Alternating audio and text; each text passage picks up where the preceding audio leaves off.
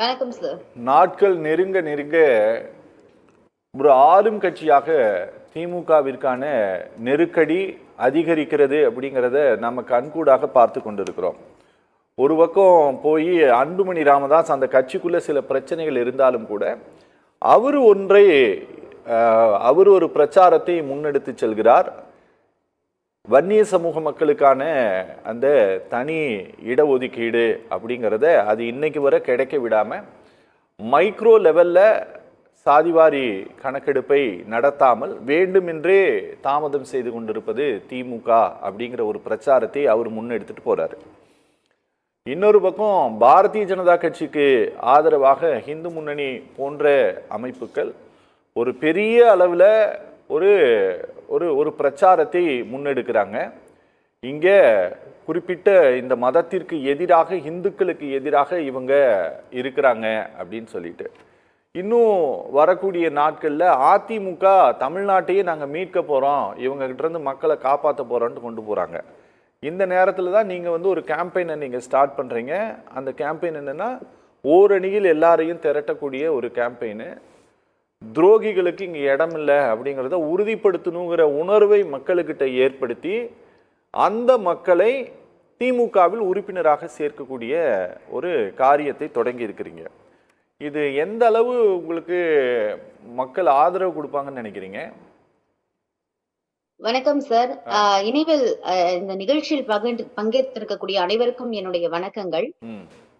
Sir, actually நீங்க பாத்தீங்கன்னா எங்களுடைய இந்த ஓரணியில் இணைவோம் அப்படிங்கிறது இவங்க எல்லாருமே ரொம்ப தப்பா புரிஞ்சிட்டு இருக்காங்க. ஏதோ ஓட்டு சேர்க்கறதுக்காக இணைக்கப்பட்டது அப்படிங்கிற மாதிரியான ஒரு புரிதல்ல தான் அவங்க இப்பெல்லாம் மழுவி பேசுறாங்க அப்படிங்கிற மாதிரியான சிந்தனை வருது. ஏன்னா இல்ல சொல்றேன் சார், நான் என்னுடைய கருத்தை சொல்றேன். ஆக்சுவலி ஓரணியில் திரள்வோம் அப்படிங்கும் பொழுது பாத்தீங்கன்னா இந்த நாட்டினுடைய தமிழ்நாட்டினுடைய, நான் திரும்பவும் ஏன் தமிழ்நாடுன்னு அழுத்தி சொல்றேன் அப்படின்னா, தமிழ்நாடுங்கிற வார்த்தை அந்த பெயர் புக்கிறதுக்கு எந்த அளவுக்கான புரட்சி செய்திருக்கிறார் அண்ணா அப்படின்னு நமக்கு தெரியும். அந்த தமிழ்நாடுங்கிற வாசகத்தை கூட அதிமுகவில் இருக்கிற மக்களை காப்போம், தமிழகத்தை மீட்போம் அப்படிங்கிற மாதிரியான தமிழ்நாடுன்னு போட முடியல, ஏன்னா அமித்ஷா திட்டுவாரு அப்படிங்கிற பயத்துல தமிழகம் அப்படிங்கிற ஒரு வார்த்தையை போட்டு அவர் ஆரம்பிச்சிருக்காரு. சோ இது போன்ற மண் மொழி அப்புறம் தமிழ்நாட்டினுடைய மானம் காப்பதற்காக ஓரணியில் மக்களுடன் மக்களாக நாங்கள் இருக்கிறோம். அப்படியாகத்தான் இந்த ஓரணியில் திரள்வோம் அப்படிங்கிற விஷயத்தை நாங்க கையில் எடுத்திருக்கோம். எங்களுடைய தொடக்கம் நாங்க ஜூலை 1ஆம் தேதி நாங்க தொடங்குறோம். 2ஆம் தேதி அதற்கான விழிப்புணர்வு கொடுக்கிறோம். இதனுடைய அவசியம் என்ன அப்படிங்கறத பத்தி நீங்க பேசிக்கிட்டு இருந்தீங்க. அவசியம் என்னன்னா மிக முக்கியமாக பார்க்கப்படுகிறது இந்த தற்பொழுது இந்த பாசிச பாஜக அப்படிங்கிற ஒரு முக்கியமான விஷயத்தை எதிர்த்துதான் நாங்க இவ்வளவு பெரிய ஒரு முக்கியமான ஓரணியில் திகழ்வோம் அப்படிங்கிற ஒரு விஷயத்தை நாங்க ஏற்படுத்திட்டோம். கிட்டத்தட்ட 68,000 வாக்குச்சாவடிகளையும் நாங்கள் ஆராய்ந்து அங்க என்னென்ன அடிப்படை விஷயங்களை எல்லாம் நீங்க பாத்தீங்கன்னா, இப்பொழுது எங்களுடைய முதல்வர் பாத்தீங்கன்னா ஒவ்வொரு தொகுதியில் இருக்கக்கூடியவர்களாக கூப்பிட்டு அந்த தொகுதியில் என்ன பிரச்சனைன்னு கேட்டு அவர்களுக்கு ஏற்றாற் போல மக்களுக்கு என்ன தேவை அப்படிங்கறத போட்டு நாங்க திட்டங்களை முன்னெடுத்து வந்துட்டு இருக்கோமே தவிர, இதுல நாங்க எங்களை மேம்படுத்திக் கொள்வதற்கும் பயப்படுவதற்குமான வித்தியாசம் தெரியாதவர்கள் ஒன்றிய அரசில் இருக்கக்கூடியவர்கள் அப்படிங்கிறது மிக திட்டவட்டமா தெரியுது. நாங்க ஏன் பயப்படணும்? இப்ப நீங்க யோசிச்சு பாருங்களேன், இங்க யாரா இப்ப பழனிசாமி அவர்கள் இங்க கிளம்பி இங்க மக்களை காப்போம்னு இவர்கிட்ட இருந்து தான் மக்களை காப்பாத்தணும். ஒன்றிய அரசு கிட்ட இருந்தும் பிஜேபி கிட்ட இருந்து ஏடிஎம் கிட்ட இருந்து தான் மக்களை காப்பாத்தணும், தமிழ்நாட்டை மீட்கணும். இன்னும் கொஞ்ச நாளத்துல அதிமுகல இருக்கிற உண்மையான தொண்டர்கள் என்ன, அதிமுகவை காட்போம், உரிமையை மீட்போம்னு ஒரு போராட்டம் தொடங்காம இருந்தா அதுக்கு ஆச்சரியப்படுறதுக்கு இல்ல.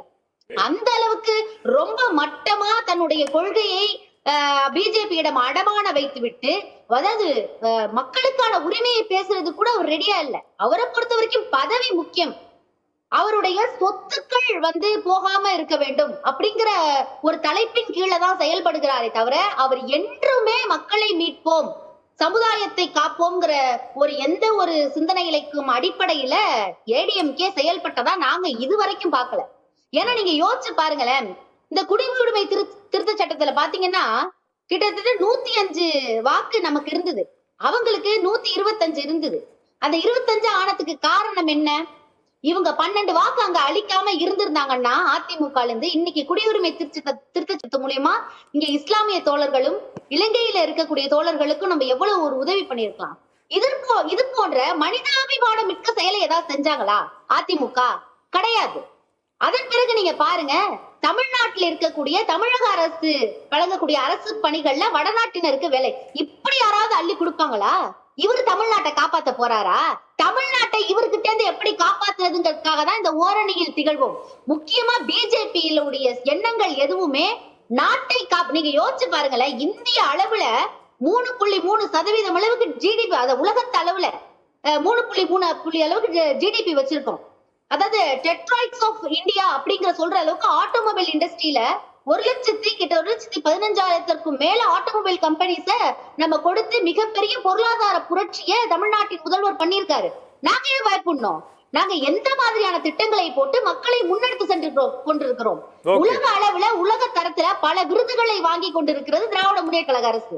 அப்படியாக நேர்த்தியாக இதை செயல்படுத்தி கொண்டிருக்கும் பொழுது நீங்க நாங்க எங்களை மேம்படுத்தி கொண்டிருக்கிறோம். நாங்கள் ஒன்றாக இணைவது உங்களுக்கே பயமா தெரியுது அப்படின்னா நீங்க தான் பயப்படுறீங்க. உங்கள்கிட்ட இருந்து காப்பாற்றணும் இந்த அரசு அப்படிங்கறதுதான் எங்களை முழு முதற் கடமையாக இருக்கிறது. நீங்க யோசிச்சு பாருங்களேன், இந்த ஒரு போஸ்ட் ஆபீஸ்ல சார் நான் போறேன், கர்கர் திராங் அப்படின்னு ஒரு போர்டு இருக்கு, இந்த கொடியை வாங்கிட்டு போறதுக்கு. அங்க உள்ள உட்கார்ந்து இருக்கவரும் ஹிந்தி தான் பேசுறாரு. இங்க இருக்கிற மக்களுக்கு நமக்கு என்ன தெரியும்? நம்ம எதுக்கு ஹிந்தி படிக்கணும்னு நான் கேக்குறேன். அங்க இருக்கிற ஒரு போஸ்ட் ஆபீஸ்ல யார் சார் வருவா? நான் கேக்குறேன். மிகப்பெரிய பணக்காரர் வருவாரா, இல்லை படித்தவர் வருவாளா? பாமர மக்கள் தானே வருவாங்க. புரியுது ராஜேஸ்வரி. இந்த மதவாத பிரிவினையை உருவாக்குபவர்கள், அவர்களுக்கு துணை போகக்கூடிய துரோகிகள், அவங்களுக்கு இடமில்லை அப்படிங்கறத நீங்க உறுதிப்படுத்தணும். இது நேரடியாக இது அதிமுகவை தான் நீங்க சொல்றீங்களா இல்ல வேற யாரையாச்சும் சொல்றீங்களா? அதிமுக பிஜேபி. ஏன்னா இவங்க அதிமுக பிஜேபி வேற வேற இல்ல சார், நீங்க அப்படி பாக்காதீங்க. ரெண்டு பேரும் ஒண்ணுதானா? நீங்க பிரிச்சே பாக்காதீங்க அதிமுக பிஜேபி. சொல்லுங்க சார். இல்ல ரெண்டு பேரும் ஒண்ணுதானே? ஆமா, ரெண்டு பேரும் ஒண்ணு கிடையாது. இவங்க மாறிட்டாங்க சார். அவங்க அண்ணா திராவிட முன்னேற்ற கழகம்ங்கிறதே மாத்திட்டு அமித்ஷா முன்னேற்ற கழகம் தான் அவங்க வாழ்ந்துட்டு இருக்காங்க. அதாவது கொஞ்சமாவது சார், இதுக்கு முன்னாடி எந்த எக்ஸாம்பிளுமே நடக்கல.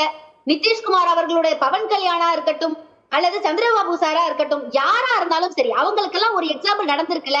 அவர்கள் கூட நின்று இந்த சிவசேனா கட்சி அழிந்த மாதிரி அவர்கள் கூட நின்று அவர்களையே அழித்து கரைத்து, அந்த சந்திரமுகி படத்துல சொல்லுவாங்க பாரு, ஃபர்ஸ்ட் சந்திரமுகியா நின்னா சந்திரமுகியா மாறிட்டான்ற மாதிரி அப்படியே முழுசா சந்திரமுகியாவே மாறிட்டாரு நம்ம எடப்பாடி பழனிசாமி அண்ணன். மாறி அவர் எந்த ஒரு வித்தியாசமும் தெரியாமல் வாழ்ந்து கொண்டிருக்கிறார். அதனால் அவர்களை எதிர்ப்பதற்காக, மண்மொழி மானம் காப்பதற்காக நாங்கள் ஓரணியில் திரள்வோம். மக்கள் எங்கள் பின்னாடி நிற்பார்கள்ங்கிற நம்பிக்கை எங்களுக்கு இருக்கு சார். Okay sir. மக்கள் ராஜேஸ்வரி நீங்க பேச வேண்டியதெல்லாம் தான் அக்னீஸ்வரனே பேசிட்டாரா இந்த ரெண்டாவது சுற்றுல? இல்ல சார். இல்லையா சார்? நீங்க எப்படி காலி பண்றீங்க பாருங்க சார். கேட்ட கேள்வி போய் சொன்ன. இல்ல சார். ராஜேஸ்வரி, என்னன்னா நீங்க பொதுவாக முன்வைக்கக்கூடிய இந்த மதவாத சக்திகளுக்கு அதிமுக துணை போகிறது அப்படிங்கிற ஒன்று, இந்த ஒற்றை குற்றச்சாட்டு அப்படிங்கிறது இந்த தேர்தலில் வெல்வதற்கு போதுமானது அப்படின்ட்டு திமுக நம்புகிறதாங்க சார்? அதாவது அடிப்படை அறம் இல்லாம, அடிப்படை கொள்கை இல்லாம எது வந்தாலுமே அதை மக்கள் எதிர்த்து நிக்க செய்வாங்க. நான் உங்கள்கிட்ட ஒரு கேள்வி கேட்கிறேன் சார். அரசியல் அப்படிங்கிற வார்த்தை தவறானதா? அரசியல்ங்கிற வார்த்தை தவறானதுன்னு யாருங்க சொன்னா? இல்ல, அதை அப்படியாக பிரயோகப்படுத்தி கொண்டே இருக்கிறார்கள் எதிர்கட்சியினரும் சரி, தற்போது புதிதாக வந்திருக்கக்கூடியும் சரி. அரசியல்ங்கிற வார்த்தை புனிதமானது, அது மக்களுக்கானது அப்படிங்கிற ஒரு பார்வை அப்படிங்கறதே விலகுது. அடுத்து கேக்குறேன், அரசியலுக்காக இப்ப தேர்தலுக்காக ஆயத்தமாகுவது தவறா? தவறெல்லாம் இல்ல, தவறு கிடையாது. இப்ப திமுக எதுவுமே பண்ணாம உட்கார்ந்து இருந்தா இதே கட்சி என்ன கேட்கும்? பயந்துட்டாங்க அதனால உட்கார்ந்துட்டாங்க அப்படிங்க. இப்ப நாங்க அரசியலுக்காக இப்ப தேர்தலுக்காக ஆயத்தமாகுகிறோம் அப்படின்னா நீங்க திரும்ப அதை என்ன பண்றீங்க அப்படின்னா, நீங்க ஆயத்தமாகறீங்க, ஏன் பயந்துட்டீங்களான்னு கேக்குறீங்க. சரி, இதுல மிக இது ரொம்ப வித்தியாசமா இருக்கு கேக்குறதுக்கு. அதாவது பிஜேபி ஒன்றிய அரசை பொறுத்த வரைக்கும் ஐயா சொன்னாங்க கடன் வாங்கியிருக்கீங்க, கடன் வாங்கிருக்கீங்க. நீங்க இன்னைக்கு வரி கட்டுறீங்க. இந்த இன்னைக்கு நீங்க போட்டிருக்க கால்ல போட்டிருக்க ஷூல இருந்து நீங்க போட்டிருக்க சட்டையில இருந்து வெளில போய் வாங்கி குடிக்கிற தண்ணியில இருந்து ஒவ்வொன்றுத்துக்கும் நம்ம வரி கட்டுறோம். இந்தியாவிலே அதிக வரி கட்டக்கூடிய நிதி தரக்கூடிய மாநிலங்கள்ல ஒன்னானது தமிழ்நாடு. நம்ம பிள்ளைங்க படிக்கிறதுக்கு 2152 கோடி கல்வி கடன் தந்தீங்களா?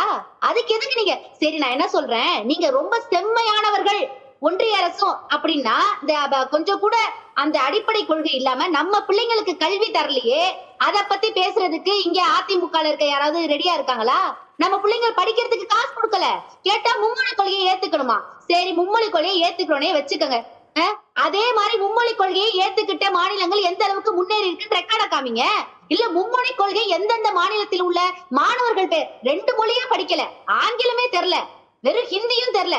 இன்னொன்னு தெரியுமா உங்களுக்கு, அதாவது இந்த பீகார் போன்ற இடங்களில் எல்லாம் அங்க இருக்கக்கூடியவங்க அவ பீகாரி போஜ்புரி பேசுனா அது ரொம்ப இலக்காரமா, அது ரொம்ப ஒரு தப்பு, அதெல்லாம் பேசினா என்ன இப்படிலாம் போஜ்புரி எல்லாம் பேசுறாங்கன்ற மாதிரியான ஒரு சூழ்நிலையை உருவாக்குறீங்க.